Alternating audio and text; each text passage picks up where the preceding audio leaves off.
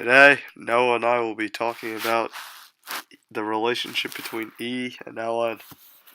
E is sometimes referred to as Euler's number. Euler's number is a mathematical constant.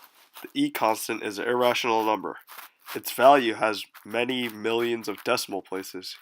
With it having so many decimal places, E is similar to pi. Here on the screen, we just have a couple of the decimal places that it has. Euler's number was first studied by the Swiss mathematician Leonhard Euler.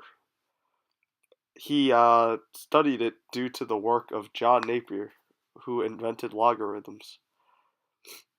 Euler was also the first to use the letter E for this mathematical constant in 1727. The constant E came into fruition again, like as I said before, when Euler studied the logarithmic tables. Now we will explore natural logs. Natural log is defined as the inverse of e to the x. Professor Stringham was the first to publish the use of natural log. The concept of the natural logarithm was worked out by Gregory de St. Vincent and Senor Antonio de Sarasa before 1649.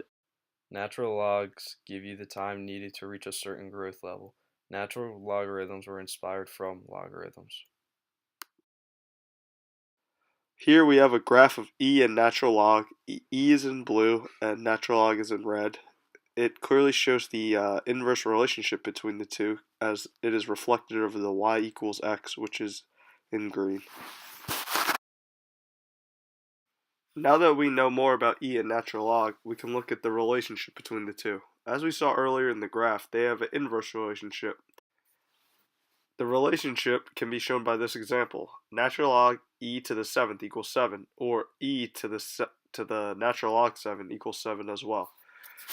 Natural log equals the time needed to grow to x, while e is the amount of growth after x. All this x and e and relationship sounds good. However, natural log and e can be used outside of math as well. They can help calculate the compound interest. They can solve voltage and circuits problems. They can solve for growth and decay problems, and also solve for Newton's law of cooling problems. So in addition to the population growth models that E and natural log can be applied to, they of course are used in calculus classes everywhere.